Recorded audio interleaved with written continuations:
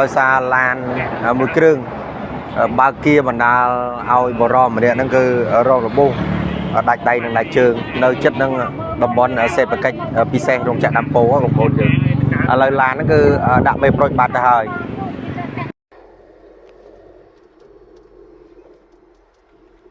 បុកគេរត់មេបុកគេរត់បុកនៅតំបន់គីកាខាងលិចតំបន់គីកាប្រហែលជា100 ម៉ែត្រកាច់គៀវាជិះឡានមុខមកវាកាច់មកខាងស្ដាំទៅប៉ះម៉ូតូគេគ្នានោះដួលត្រឡប់ទៅលិនហើយគ្មានសមត្ថកិច្ចគ្មានអ្នកភូមិណាជួយដេញទេនេះអាឡានកាន់តែរត់ទៀតខ្សែធំណែយ៉ាងកដាលថ្ងៃរត់ទៀតស្លាកលេខ 2CC 9948រត់ហើយ 2CC 9948ស្លាកលេខភ្នំពេញគាត់ដល់ខាងតុងនេះមានទុនឃើញពីណាដេញតាមនេះខ្ញុំហ៊ានគាត់ទេវកើចប់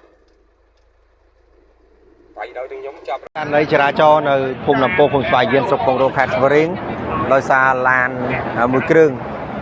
បើកkiaបណ្ដាលឲ្យបរមម្នាក់ហ្នឹងគឺរងរបួសដាច់ដៃនិងដាច់ជើងនៅចិត្តនឹងតំបន់សេដ្ឋកិច្ចពិសេសរោងចក្រដាំពោបងប្អូនយើងឥឡូវឡានហ្នឹងគឺដាក់មេប្រូចបាត់ទៅហើយ